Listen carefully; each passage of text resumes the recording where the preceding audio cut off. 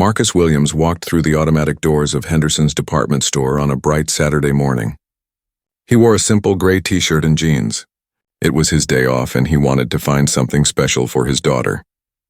She was graduating from college next month and he had promised her a new laptop. The store was busy with weekend shoppers. Children ran past their parents. A woman pushed a cart full of towels. An elderly couple looked at kitchen appliances. Marcus smiled and nodded at a few people as he walked toward the electronics section at the back of the store. He had served in the Army for over 20 years. Just last month, he had been promoted to colonel. It was one of the proudest moments of his life. But today, he was not wearing his uniform. He was just a father looking for a gift for his daughter. Marcus reached the electronics section and started looking at the laptops on display. There were so many choices. Some were small and light. Others had big screens. He picked up a silver one and read the label. It cost $1,500. He put it down and moved to the next one. Behind the customer service desk, Derek Sullivan watched Marcus through narrow eyes. Derek was the store manager. He had worked at Henderson's for 12 years and had been manager for 3. He took pride in running what he called a tight ship. Derek leaned toward his assistant manager, Todd. "See that guy in the gray shirt?" He whispered. "Watch him closely. Something's not right." Todd looked at Marcus, who was now comparing 2 different laptops. "He's just shopping, Derek. I don't see anything wrong." "Trust me," Derek said. "I've been doing this job long enough. I can spot trouble when I see it." His voice was low and cold. Marcus had no idea he was being watched. He picked up a black laptop with a touch screen. This one looked perfect. It was fast, had good reviews according to the display card, and was on sale. He turned it over to look at the ports on the side. "Can I help you with something?" Derek's voice came from behind him. Marcus turned and smiled. "Yes, actually. I'm looking for a laptop for my daughter. She's graduating from college. Do you know if this model is good for graphic design?" Derek crossed his arms. "That's an expensive computer. Are you planning to buy it today?" The question felt strange to Marcus, but he stayed polite. "I might. I want to make sure it's the right one first. That's why I'm asking about the features." "Uh-huh." Derek looked Marcus up and down. "I notice you're wearing a nice watch. Can I ask where you got it?" Marcus glanced at his wrist. He wore his military service watch. He had received it 15 years ago. It was a gift from the Army. I've had it for many years. "Do you have a receipt for it?" Derek asked. Marcus felt his chest tighten. He knew exactly what was happening. He had experienced it before, though not in a long time. "I don't carry receipts for my personal belongings," he said calmly. "Is there a problem?" "I just think it's suspicious that you're handling expensive merchandise and wearing expensive items. I need to make sure everything is legitimate." Derek's false politeness was thin. Other shoppers started to notice the conversation. A woman with a small child slowed down to listen. A teenage boy stopped pretending to look at headphones and turned to watch. Marcus took a deep breath. He had learned long ago to stay calm in difficult situations. "Sir, I am simply shopping for my daughter." "I have not done anything wrong. I have not stolen anything. I am a customer in your store." "Then you won't mind if I call security to verify that," Derek said. "Actually, I do mind," Marcus replied. His voice was still calm, but it carried weight. "You have no reason to call security." "I have done nothing to justify this treatment." A young woman in a store uniform approached them. Her name tag said Sarah. She had helped Marcus find the electronics section when he first arrived. "Mr. Sullivan, this customer asked me for help earlier." He was very polite. "I don't think—" "Sarah, go help other customers," Derek cut her off. "I'll handle this." Sarah looked at Marcus with worried eyes but walked away slowly. She pulled out her phone as she went. Derek pulled his own phone from his pocket. "I'm calling the police. We'll let them sort this out."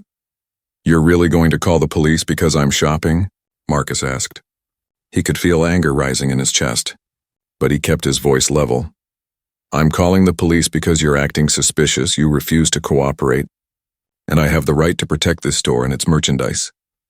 Derek was already dialing. An older man shopping nearby spoke up. "I've been watching. That man hasn't done anything wrong. He's just looking at computers." Derek ignored him. He spoke into his phone. "Yes. I need an officer at Henderson's department store on Main Street. I have a suspicious individual who is threatening staff and may be attempting to steal." He paused. Can you send Officer Garrett? He knows how to handle these situations. Marcus closed his eyes for a moment. He had dealt with difficult people before. He had faced enemy fire. He had led soldiers through impossible situations. But standing in a department store being accused of a crime he did not commit made him feel a different kind of anger. I want to speak to your corporate office, Marcus said quietly. You can do that after the police arrive, Derek replied with a smug smile. More people gathered to watch. Most of them had their phones out now. They were recording. Marcus saw the little red lights and the cameras pointed at him. At least there would be proof that he had done nothing wrong. A woman in a business suit walked up. Excuse me, I'm an attorney. Sir, she said to Marcus, you don't have to answer any questions. You have the right to leave if you want. Marcus nodded his thanks but stayed where he was. I'm not leaving. I haven't done anything wrong and I'm not going to run like I have. The police will be here in 5 minutes, Derek announced loudly, as if he had won something. Marcus stood straight and still. His military training showed in his posture. He looked Derek in the eye. You're making a very big mistake. We'll see about that, Derek said. The store felt quiet despite all the people. Everyone waited. Sarah stood by a display of tablets, her phone in her hand. The attorney stayed close to Marcus. The old man who had spoken up told his wife what was happening. The teenage boy sent a message to his friends. Outside, a police car turned onto Main Street, its lights flashing. Officer James Garrett was on his way. He had a reputation in the community. People of color knew his name and tried to avoid him. He had been complained about before, but he was still on the force. Marcus watched through the store windows as the police car pulled into the parking lot. He thought about his daughter. He thought about the 20 years he had spent serving his country. He thought about all the times he had worn his uniform with pride. And he thought about how none of that seemed to matter right now because Derek Sullivan had decided, the moment Marcus walked into his store, that he was a criminal. Officer James Garrett pushed through the store's entrance with heavy steps. His hand rested on his belt near his weapon. His eyes scanned the crowd until they landed on Marcus. Everything about his body language said he had already decided this situation before hearing any facts. Derek Sullivan rushed forward to meet him. Officer Garrett, thank you for coming so quickly. That's him right there. He pointed at Marcus like he was identifying a dangerous criminal. Garrett walked toward Marcus without greeting anyone else. He did not smile. He did not ask what was happening.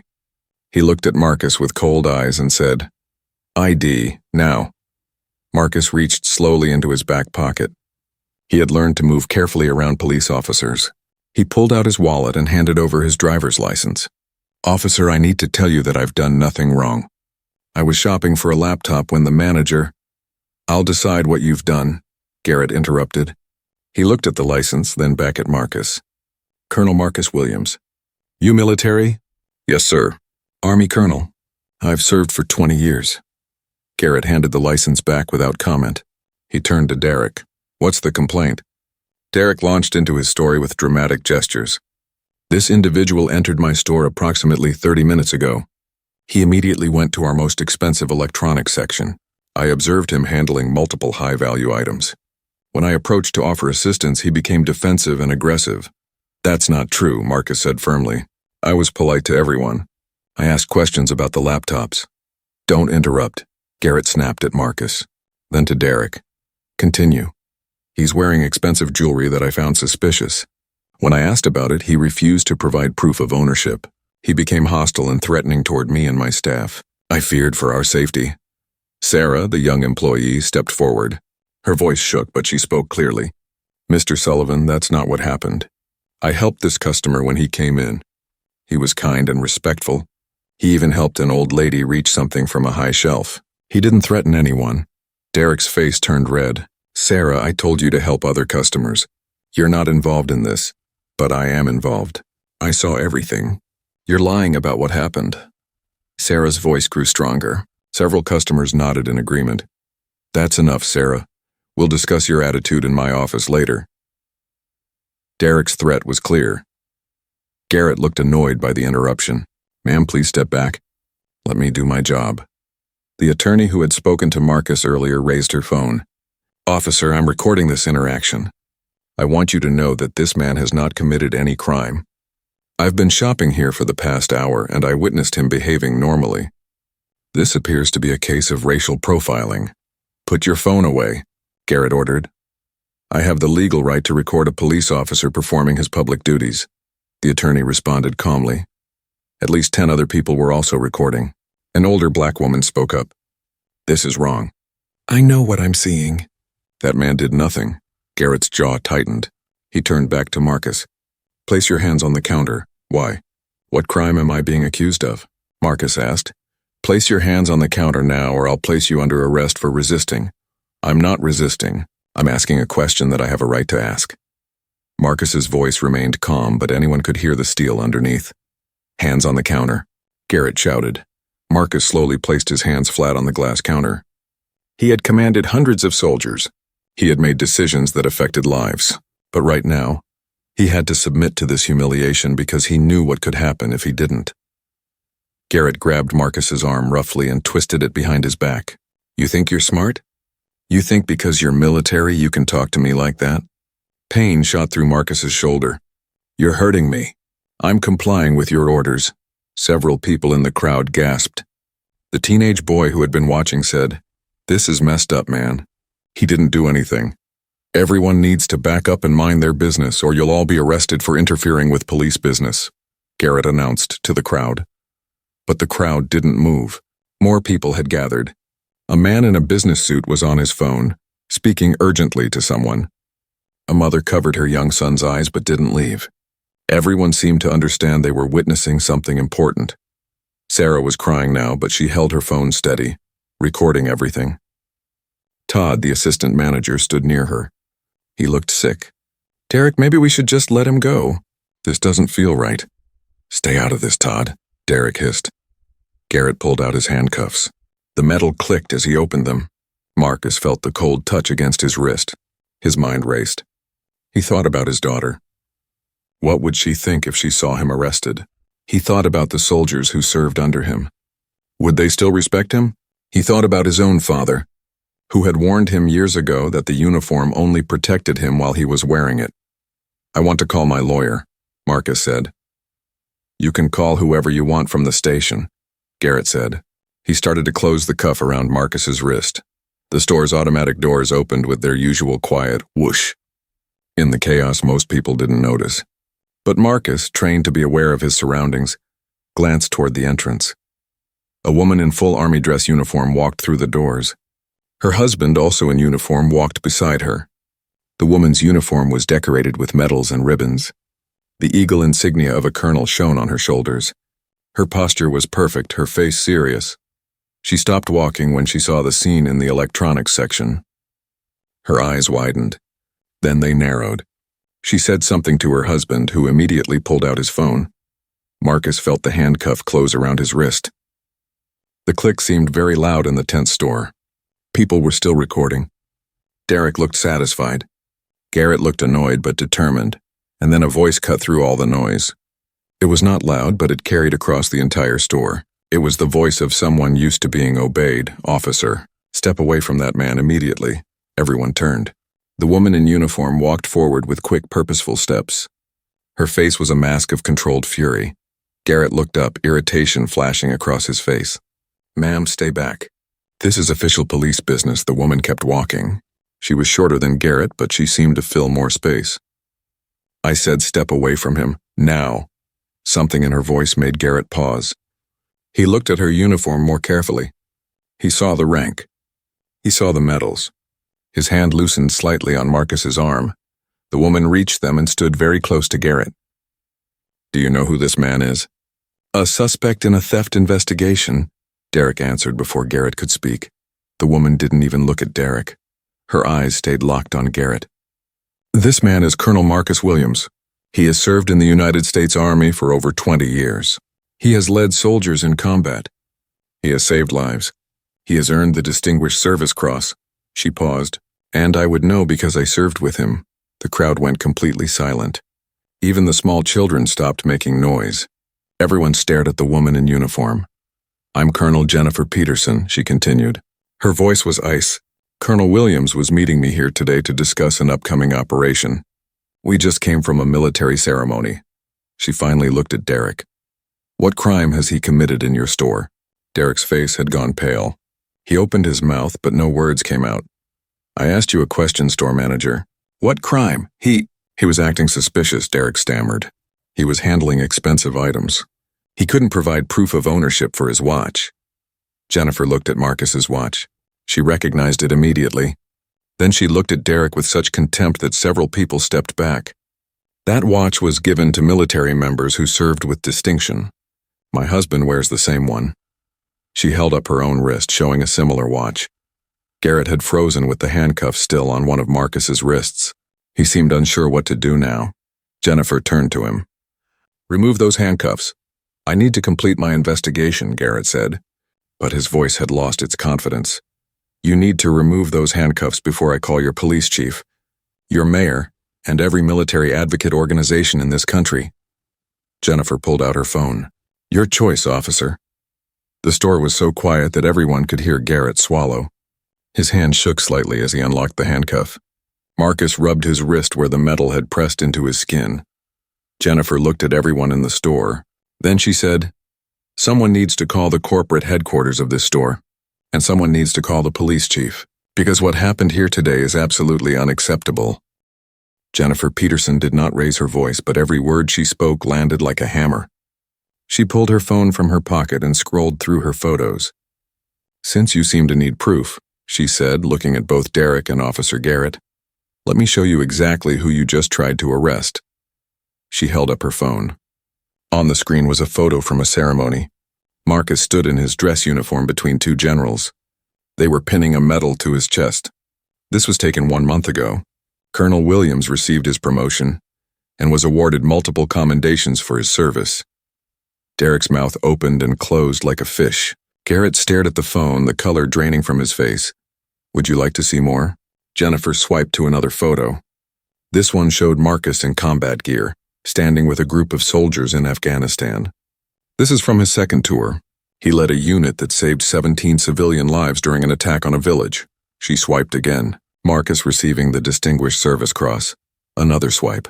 Marcus teaching a class at a military leadership school. Another. Marcus shaking hands with a senator at a veterans event.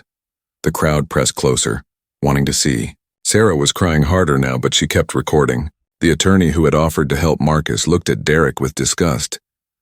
I've known Colonel Williams for 12 years, Jennifer continued. He trained me when I first became an officer. He taught me how to lead with honor, how to treat people with respect, how to serve something bigger than myself. She put her phone away and looked directly at Derek. And you treated him like a criminal for shopping in your store. I was just doing my job, Derek said weakly. I have to protect the store's merchandise. From what? Jennifer's question cut through the air. From a man looking at laptops? From a father shopping for his daughter's graduation gift? Or from someone who doesn't look the way you think customers should look? Derek didn't answer. He couldn't. Jennifer turned to Marcus. Are you okay? Marcus nodded, though his wrist was still red from the handcuff. I've dealt with worse. You shouldn't have to deal with this at all, Jennifer said fiercely. Then she turned to the crowd. Did anyone else witness what happened here? 6 hands went up. An elderly black man stepped forward. I saw the whole thing. That manager was watching this soldier from the moment he walked into the store. I could see it in his eyes. He was looking for a reason. A young mother with a baby spoke up. My husband is deployed overseas right now. He's serving our country, and this is how you treat our military when they're home? This is disgusting. The man in the business suit approached. I'm Robert Chen, a reporter for the Daily Tribune. I've recorded this entire incident. I'm going to write about it, and I'm going to make sure people know what happened here today. Derek looked panicked now. Wait, let's not be hasty. I'm sure we can work this out. It was just a misunderstanding. A misunderstanding?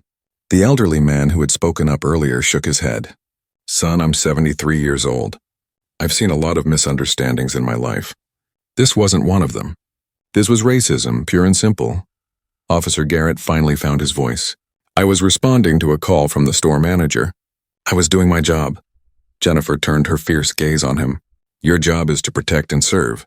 Tell me, officer, did you ask Colonel Williams what happened before you grabbed him? Did you ask any witnesses? Did you review any security footage? Garrett said nothing.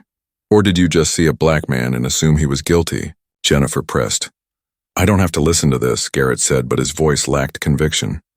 Actually, you do, said a new voice. A man in a police uniform pushed through the crowd. He was older than Garrett, with gray hair and kind eyes. The insignia on his uniform showed he was a lieutenant. Because I'm your supervisor and I'm telling you to stay right where you are. Lieutenant Morrison, Garrett said, surprise clear in his voice. I didn't know you were here. I was shopping with my wife when I saw the police car outside. Imagine my surprise when I came in to find you handcuffing an innocent man. Lieutenant Morrison looked at Marcus. Sir, I apologize. This should never have happened. Sarah stepped forward holding her phone. Lieutenant, I have video from the store's security system. Mr. Sullivan gave me access before he realized what I was doing. She held up a tablet. It shows everything. Derek lunged toward her. Sarah, you're fired. You have no right. She has every right, the attorney said, stepping between Derek and Sarah. And if you touch her or that device, you'll be charged with assault and destruction of evidence. Lieutenant Morrison took the tablet from Sarah. He watched the security footage in silence. Everyone else watched him. The store was so quiet that people could hear the video playing. It showed Marcus entering the store, smiling at people, helping an elderly woman reach a cereal box from a high shelf, talking politely with Sarah, looking at laptops, doing absolutely nothing wrong. It also showed Derek watching Marcus from the moment he entered, following him with his eyes, whispering to Todd, pointing at Marcus. The body language was clear even without sound. Lieutenant Morrison's jaw tightened as he watched. When the video ended, he looked at Garrett. You and I will discuss this at the station. You're suspended pending a full investigation. Suspended. But you were just about to arrest an innocent man without any evidence or investigation. Give me your badge. Garrett's hands shook as he removed his badge and handed it over. He looked at Derek with anger. You told me he was threatening people. You told me he was stealing. I thought he was suspicious, Derek said desperately. I made a judgment call. You made a racist assumption, Jennifer said coldly. And you nearly ruined a good man's life because of it. Marcus finally spoke. His voice was calm but filled with emotion. I've served this country for 20 years. I've been shot at. I've watched friends die. I've missed birthdays and holidays and school plays because I was protecting the freedom that everyone in this country enjoys. He looked around at all the people watching, and today I was treated like a criminal for shopping, for being a father, for existing while black in this store. Several people in the crowd wiped tears from their eyes. The young mother was crying openly. Even Todd, the assistant manager, looked ashamed. Robert Chen, the reporter, stepped forward with his notebook. Colonel Williams, would you be willing to tell me your full story? I think people need to hear it. Marcus looked at Jennifer. She nodded. I think that's a good idea. I'll tell you everything, Marcus said. Because this needs to stop. It needs to stop for me, for my daughter, for every person of color who walks into a store and gets followed, who gets questioned, who gets treated like they don't belong. Derek tried one more time. Look, I made a mistake. Can't we just forget this happened? I'm sorry, okay? Sorry isn't enough, Jennifer said. She pulled out her phone again. I'm calling your corporate office right now. And I'm calling every news organization I can think of. And I'm calling the NAACP and the ACLU and every veterans organization that will listen. Please, Derek begged. I'll lose my job. I have a family. The elderly black man laughed bitterly. You thought about your family before you tried to have this man arrested? You thought about how you'd feel watching your son or daughter handcuffed for doing nothing wrong? Derek had no answer. Jennifer dialed a number on her phone. Yes, hello? I need to speak to the district manager of Henderson's department store. It's urgent. She waited. Yes, I'll hold. Marcus walked over to Sarah, who was still crying. Thank you, he said gently. You didn't have to stand up for me, but you did. That took courage. Sarah wiped her eyes. My brother is in the army. He's stationed in Germany. If someone treated him like this, I'd want someone to stand up for him too. Marcus smiled at her. It was the first time he'd smiled since this whole nightmare began. Your brother is lucky to have you. Jennifer was talking on the phone now, her voice sharp and professional. Yes, I need you to come to your Main Street location immediately. There's been a serious incident involving racial profiling and police misconduct. Your store manager called the police on a decorated Army colonel for shopping. She paused. Yes, I'm serious. And yes, it's being recorded. It's probably already on social media by now. She was right. The teenage boy who had been watching had posted his video online. In the 10 minutes since Jennifer arrived, it had been shared hundreds of times. Comments flooded in. People tagged news organizations. They tagged civil rights groups. They tagged their local representatives. The truth was coming out, and nothing could stop it now. The store felt different now. Word had spread through the shopping center, and more people kept coming in. Some were curious. Others were angry. Many were filming. The electronics section had become the center of something much bigger than anyone had expected. Marcus sat on a bench near the laptop displays. His hands were steady, but Jennifer could see the tension in his shoulders. She stood beside him like a guard, her uniform crisp and her expression serious. Her husband, Captain David Peterson, had positioned himself nearby, quietly taking notes on his phone. Lieutenant Morrison was on his radio calling the station. "Yes, Chief, you need to come down here personally. This is going to be big." He listened for a moment. "No, sir, I'm not exaggerating. We have a racial profiling incident, an improper arrest attempt, and about 50 witnesses with video. The press is already here." Officer Garrett sat in a chair, looking smaller somehow without his badge. His face was red and he wouldn't make eye contact with anyone. Todd, the assistant manager, had moved far away from Derek, making it clear he wanted no part of what had happened. Derek stood near the customer service desk, his phone pressed to his ear. He was trying to call someone, but his hands shook so badly he kept dropping the phone. The third time it clattered to the floor, no one helped him pick it up. Sarah had stopped crying, but her eyes were still wet. She sat with the tablet containing the security footage, guarding it carefully. The attorney who had offered to help Marcus stood next to her, having taken on an unofficial role as Sarah's protector. "How long have you worked here?" the attorney asked Sarah quietly. 2 years. I'm saving money for college. I want to be a teacher." Sarah's voice was small. "You're going to be a good one," Marcus said from his seat. "Teachers need to be brave enough to stand up for what's right. You just proved you can do that." Before Sarah could respond, the store's doors opened again. A woman in an expensive suit rushed in, her heels clicking rapidly against the floor. She looked around until she spotted the crowd in electronics, then made her way over with determined steps. "I'm Rebecca Chen, district manager for Henderson's department store," she announced. Her face was pale and she carried a tablet under her arm. "Can someone please tell me what happened here?" 5 people started talking at once. Rebecca held up her hand. "One at a time, please." Lieutenant Morrison stepped forward. "Ma'am, I'm Lieutenant Morrison with the police department. We have a situation involving alleged racial profiling by your store manager, Derek Sullivan. He called the police on a customer who was doing nothing wrong. My officer then attempted to arrest that customer without proper investigation." Rebecca looked at Derek, who seemed to shrink under her gaze. "Derek, is this true?" "I was protecting the store," Derek said weakly. "I thought, what exactly did you think?" Rebecca's voice was sharp. "Tell me specifically what this customer did that made you call the police." Derek opened his mouth, then closed it. He tried again. He was looking at expensive items. He was wearing expensive jewelry. I thought he might steal something. Did he actually steal anything? No, but did he threaten anyone? He seemed aggressive when I questioned him. Sarah stood up suddenly. "That's a lie, Miss Chen. I was there." This customer was polite and kind. Mr. Sullivan watched him from the moment he walked in. He decided something was wrong before the customer even reached the electronics section. "I have it all on video." Rebecca took the tablet from Sarah and watched the security footage. Her expression grew darker with each passing second. When it ended, she looked at Derek with undisguised disgust. "You're fired," she said simply, effective immediately. "Security will escort you out, and you'll receive information about collecting your final paycheck. Don't bother coming back. You can't fire me." Derek's voice rose. "I've worked here for 12 years. I can, and I just did.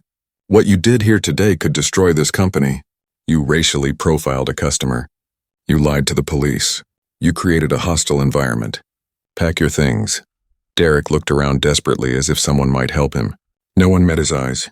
Even Todd looked away. Rebecca turned to Marcus. "Sir, I cannot begin to tell you how sorry I am. What happened here is unacceptable and goes against everything our company stands for. I know an apology isn't enough, but please know that we will do everything in our power to make this right." Marcus stood up slowly. "Ma'am, I appreciate your words, but I've heard apologies before. What I need to see is action. Real change. Because this didn't just happen to me. It happens to people every single day. And most of them don't have Colonel Peterson here to stand up for them. Jennifer nodded. He's right.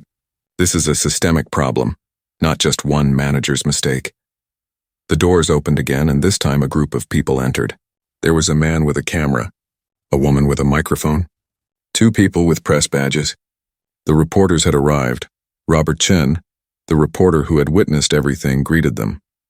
Sarah, Channel 7, good to see you. Thanks for coming so fast. He turned to Marcus. Colonel Williams, these are colleagues of mine from various outlets. Would you be willing to speak with them? Marcus looked at Jennifer.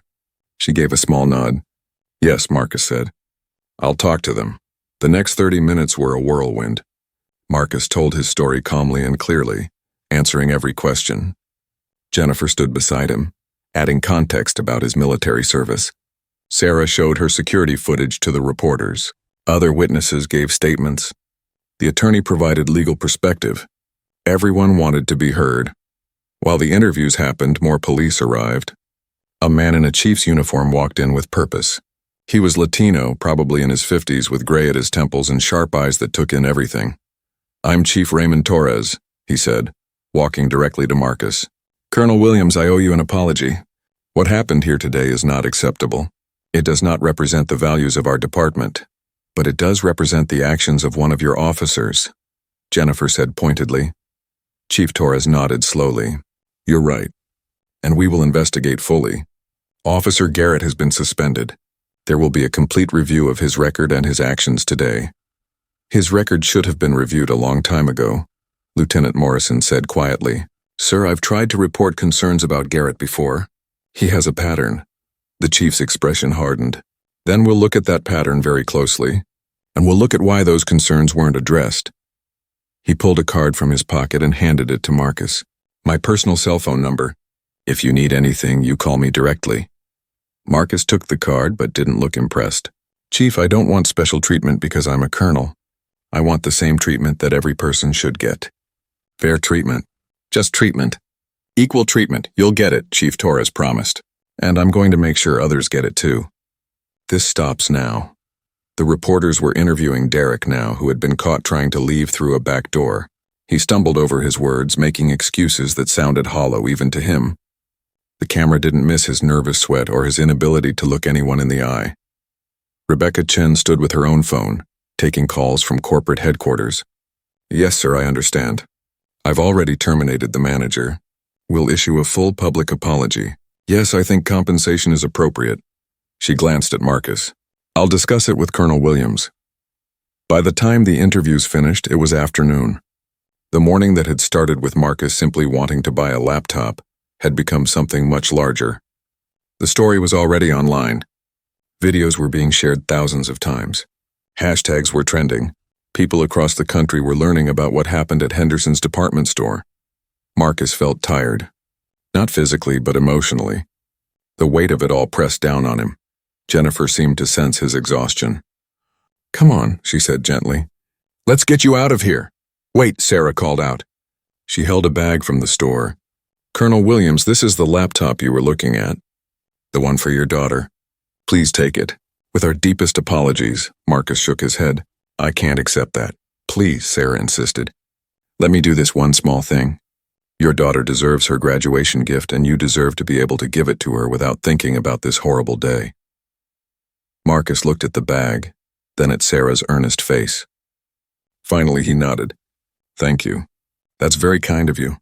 Rebecca Chen approached. Colonel Williams, in addition to the laptop, we'd like to offer compensation for what you endured. And we'd like to invite you to help us develop better training for our staff. We need to learn from this. I'll think about it, Marcus said. Right now, I just want to go home. As they walked toward the exit, people in the store started clapping. It began with the elderly black man who had spoken up earlier, then spread through the crowd.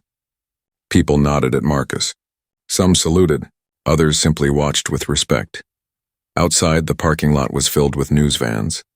More reporters called out questions. Marcus waved but didn't stop. Jennifer's husband pulled their car around and they helped Marcus into the back seat. As they drove away, Marcus looked back at the store. He thought about Derek. fired and facing the consequences of his actions. About Officer Garrett, suspended and under investigation. About Sarah, who had risked her job to do the right thing. About all the people who had stood up and spoken out. 3 months had passed since that Saturday morning at Henderson's department store. Marcus sat in a chair before the Congressional Committee on Civil Rights and Justice. The room was large and formal, with high ceilings and wood paneling. Cameras lined the walls. Reporters filled the gallery. Members of Congress sat in elevated seats looking down at the witness table where Marcus sat alone. He wore his army dress uniform today. The medals on his chest caught the light. His colonel's insignia gleamed. But he wasn't here as a soldier. He was here as a citizen who had experienced injustice and wanted to make sure it didn't happen to others. Colonel Williams, the committee chair said into her microphone, "Thank you for coming to testify today. We've all seen the video from Henderson's department store. We've read the reports, but we'd like to hear directly from you about what happened and what you believe needs to change." Marcus adjusted his microphone. He had commanded troops in combat. He had briefed generals and diplomats. But this felt different. This mattered in a different way. "Thank you for having me," he began. His voice was steady and clear. 3 months ago, I was a father shopping for his daughter's graduation gift. I was treated like a criminal. I was watched, accused, and nearly arrested for doing nothing wrong. And I want to be very clear about something.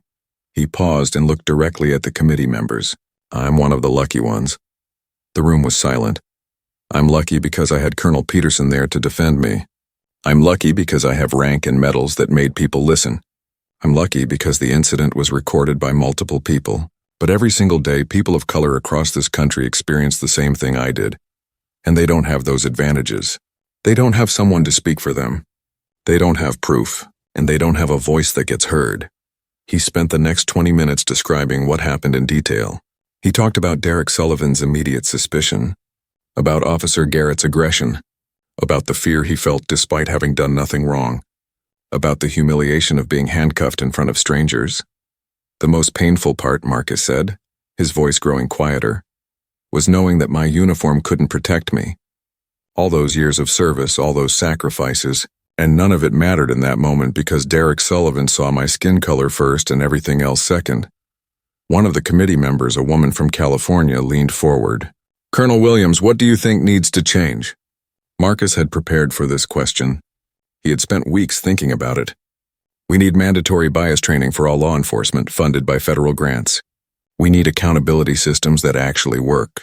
We need community oversight boards with real power. We need to track incidents of racial profiling and make that data public. And we need consequences for officers and businesses that discriminate. Another committee member, an older man from Texas, spoke up. "Some people say that what happened to you was just one bad manager and one bad officer. That it's not a systemic problem." Marcus looked at him calmly. "Sir, with respect, those people are wrong." After my story went public, I received over 10,000 messages.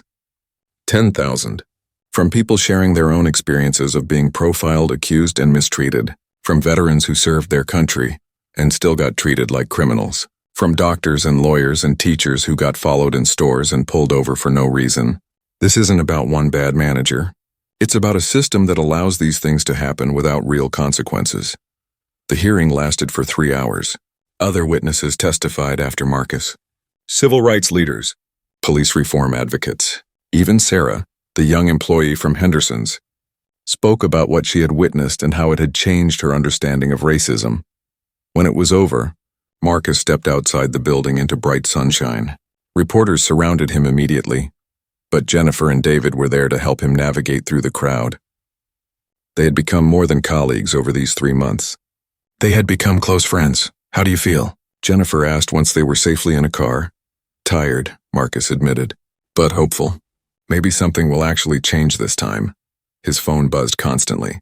Messages of support from around the country. Interview requests. Speaking invitations. It was overwhelming sometimes, but there were also messages that made it worthwhile. A young black teenager who said Marcus had inspired him to join the military. A mother who said she cried watching Marcus's testimony because he had put words to her own fears for her sons. A veteran who said he had experienced similar treatment and felt less alone now. Meanwhile, in a small apartment across town, Derek Sullivan sat on his couch, scrolling through job listings. He had been unemployed for 3 months. Every retail management position he applied for rejected him. The story of what he had done at Henderson's was the first result when anyone searched his name online. His wife had left him 6 weeks ago, taking their 2 children. She said she couldn't be married to someone who treated people the way he had treated Marcus. His friends stopped calling. His former colleagues avoided him.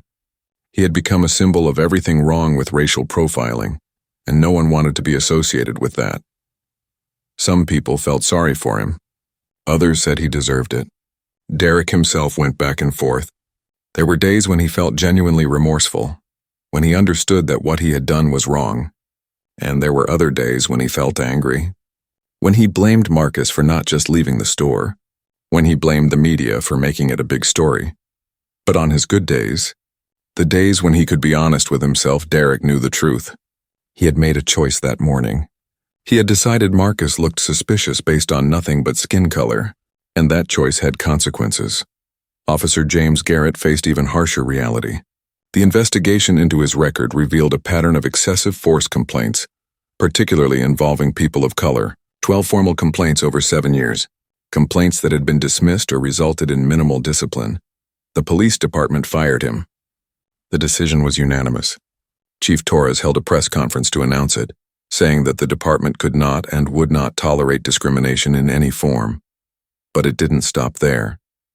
Marcus had filed a civil rights lawsuit against both Garrett and the police department, so had 3 other people who came forward after seeing Marcus's story.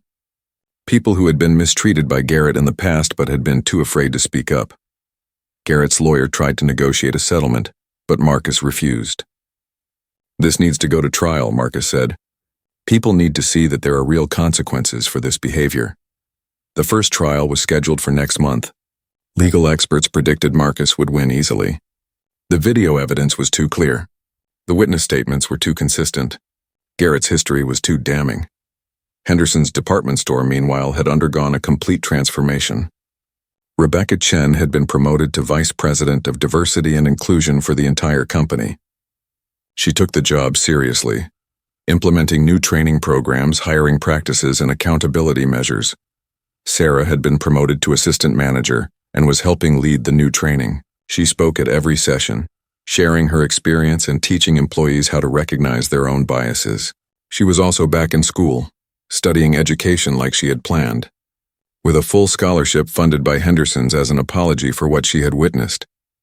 The store on Main Street had become a symbol of both the problem and the potential solution. They hosted community meetings. They partnered with civil rights organizations. They invited people to share their experiences and help shape policies. Marcus visited once 2 months after the incident. He had been invited to speak at one of their training sessions. He walked through those same doors, past the same aisles, into the same electronics section where it had all happened. It felt different now. The employees who had been there that day recognized him and approached to apologize. The new manager, a black woman named Patricia, shook his hand firmly and thanked him for helping create change. "You made a difference," Patricia said, "not just here but everywhere. Companies across the country are changing their policies because of you." Marcus appreciated her words, but he knew the truth was more complicated. "I'm just one person who had the privilege of being heard. There are thousands of others whose stories never made the news. Then we'll keep working to make sure those stories are heard too," Patricia promised. Marcus's daughter, Michelle, graduated from college with honors. The ceremony was beautiful. She walked across the stage in her cap and gown, her smile bright and proud. When she received her diploma, Marcus stood and clapped louder than anyone else in the auditorium. That evening, at her graduation party, Michelle opened her gifts. The laptop Marcus had bought her was perfect. She loved it. She hugged her father tight and whispered in his ear, "Thank you for being brave, Dad, for not letting them make you feel small." Marcus felt tears prick his eyes. "Thank you for making me proud every single day." The party was full of family and friends. Fellow soldiers came, many of them people Marcus had served with over the years. Jennifer and David were there, of course. Chief Torres stopped by briefly to congratulate Michelle and to tell Marcus that the police department's new bias training program was showing promising results. Even Sarah came, bringing a card signed by all the employees at Henderson's. She had become close with the family over the past months, often messaging Marcus to tell him about positive changes at the store or to ask his advice on handling difficult situations. As the sun set and the party continued, Marcus stood in his backyard watching his daughter laugh with her friends.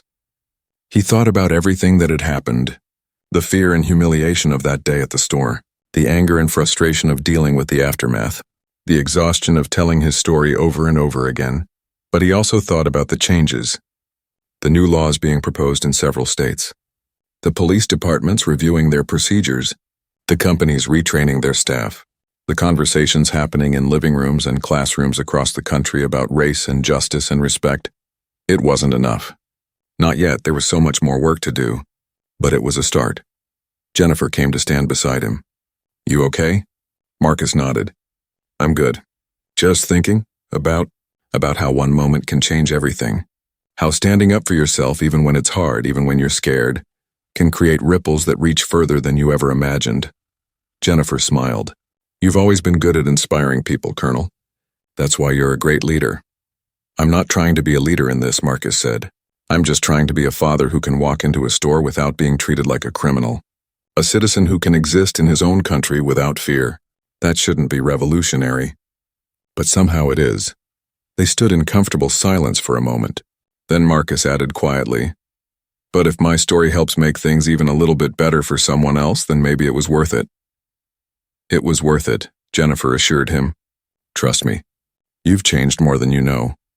1 year after the incident at Henderson's department store, Marcus stood at a podium in a university auditorium. 500 people filled the seats and hundreds more watched online.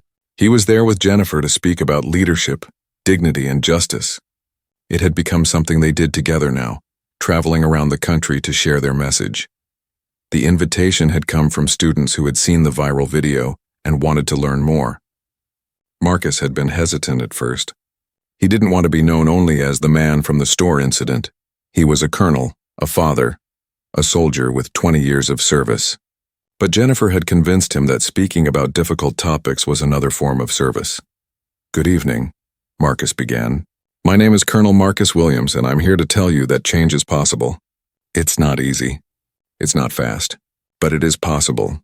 He told the full story, including details he had never shared publicly before.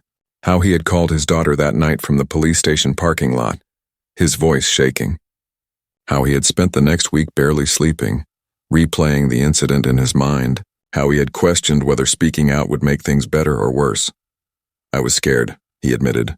"Not of Derek Sullivan or Officer Garrett. I was scared of being labeled, of becoming a symbol instead of a person, of having this one terrible day define me forever." The audience listened in complete silence. "But then I realized something," Marcus continued. "Staying silent wouldn't protect me from being defined by that day. It would just make sure that nothing changed. So I decided to speak. And when I did, I discovered I wasn't alone." Jennifer took the podium next. She talked about privilege and how it intersects with race and rank. She explained how her uniform opened doors that were closed to Marcus when he wore civilian clothes. She challenged the audience to think about the invisible advantages some people have and the invisible barriers others face. "Colonel Williams and I wear the same uniform," she said. "We have the same rank. We've both served our country with honor. But when we walk through the world, people see us differently. They make assumptions about us based on our appearances, and those assumptions have real consequences." After their formal talks, they opened the floor to questions. A young black student raised his hand first.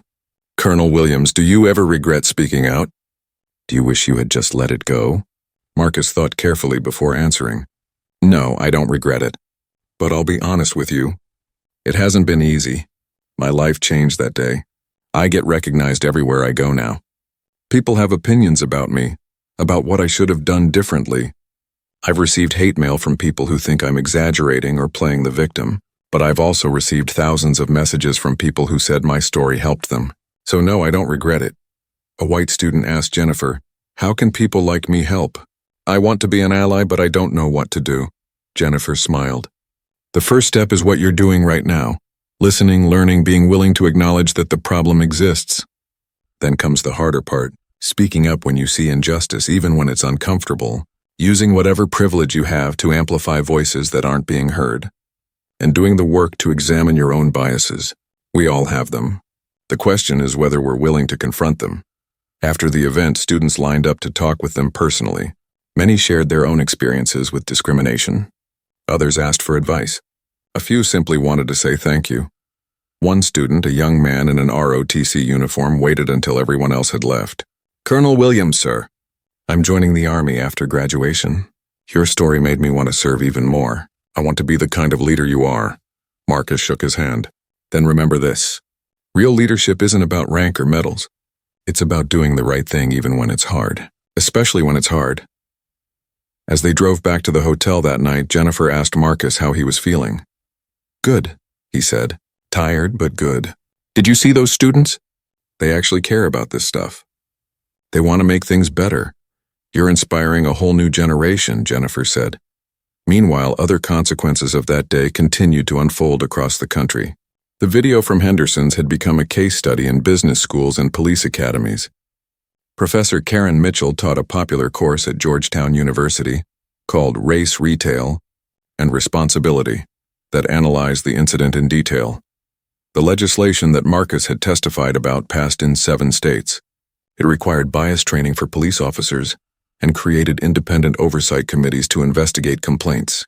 The law was nicknamed the Williams Act in his honor, though Marcus always pointed out that it should be named after all the people who had experienced similar treatment. Henderson's department store became a model for corporate accountability. Their new policies were featured in business magazines. Other companies reached out to Rebecca Chen for advice on implementing similar programs. The store's sales actually increased as customers appreciated their commitment to change. Sarah graduated with her teaching degree. On her graduation day, Marcus and his family attended the ceremony. Afterward, Sarah introduced them to her students from her practice teaching semester. "This is Colonel Williams," she told the children. "He's a real hero." One little girl looked up at Marcus with wide eyes. "Did you fight bad guys?" Marcus knelt down to her level. "Yes, I did. But you know what? Sometimes being a hero means standing up for what's right, even when you're scared, even when it's hard. That's what real courage is." The little girl thought about that, then nodded seriously. "My mom says we should always be brave." "Your mom is very smart," Marcus said with a smile. The legal cases moved forward slowly but surely. Marcus's lawsuit against Officer Garrett went to trial. The jury deliberated for less than 2 hours before ruling in Marcus's favor. They awarded him substantial damages, which he donated to organizations working on police reform and racial justice. 3 other victims of Garrett's behavior also won their cases. The police department settled rather than face more public trials. As part of the settlement, they agreed to comprehensive reforms including body cameras for all officers, mandatory bias training, and a civilian review board with real authority. Chief Torres continued his work reforming the department. He promoted officers who showed commitment to community policing. He fired others who resisted change. Not everyone was happy with his decisions, but Torres didn't back down. "We serve the entire community," he said in one interview. "Every person deserves to be treated with dignity and respect. If an officer can't do that, they shouldn't be wearing this badge." Derek Sullivan's story took a different path. After months of unemployment and isolation, he finally found work at a small warehouse on the edge of town. The pay was much less than he had made as a store manager. The work was harder, but he showed up every day and did his job. He also started attending community meetings about racial justice. At first, people were suspicious of him. Some were openly hostile, but Derek kept coming. He listened to people's stories. He learned about experiences he had never tried to understand before. Slowly, very slowly, Derek began to change. He could never undo what he had done to Marcus. He knew that, but he could try to be better. He could acknowledge his mistakes and learn from them. One evening at a community meeting, Derek asked if he could speak. His hand shook as he stood up. "My name is Derek Sullivan," he began. Everyone in the room knew who he was. "I'm the man who called the police on Colonel Williams at Henderson's department store. I know I'm probably the last person you want to hear from, but I needed to say something." The room was silent, waiting. "I was wrong," Derek said simply. "I made a terrible choice based on prejudice I didn't even know I had.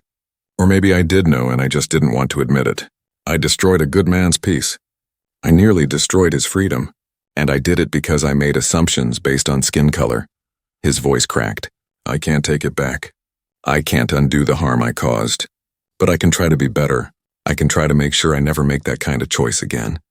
And I can use my experience to help others understand how easy it is to let prejudice guide your actions, if you're not actively fighting against it. No one applauded when he finished, but a few people nodded.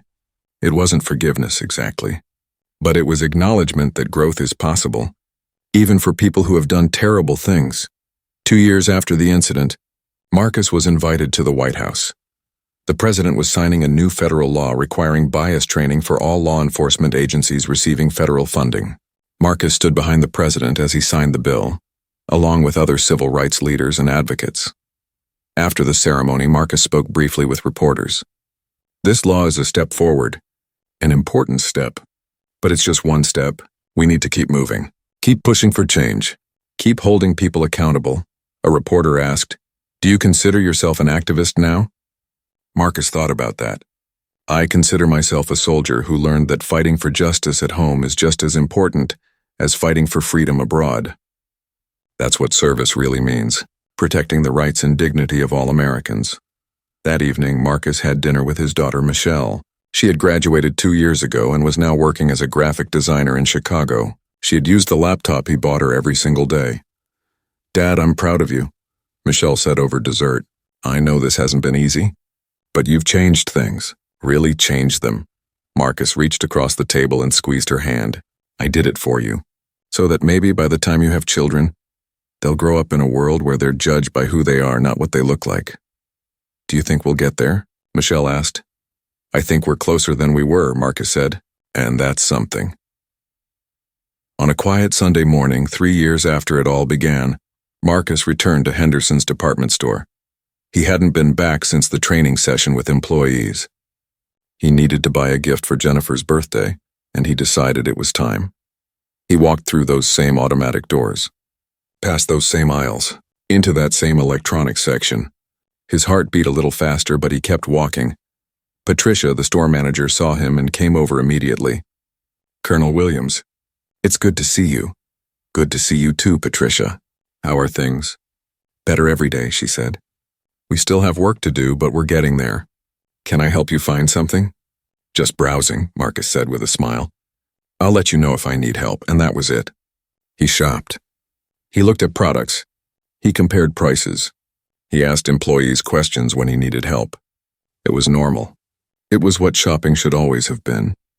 As he walked to his car with his purchase, Marcus thought about how far things had come. Derek Sullivan fired and trying to rebuild his life. Officer Garrett stripped of his badge and facing consequences. New laws protecting people from discrimination. Police departments reforming their practices. Companies training their employees better. But he also thought about how far there was still to go. The incidents that still happened every day, the people who were profiled, accused, and mistreated without anyone standing up for them, the systems that still needed to change. His phone buzzed. A text from Jennifer. "Ready for next week's speech in Boston?" Marcus smiled and typed back, "Always ready. Someone has to keep fighting." Because that was the truth. The fight wasn't over. Maybe it would never be completely over. But people like Marcus and Jennifer and Sarah and Chief Torres and thousands of others across the country were fighting it. Speaking up. Standing firm.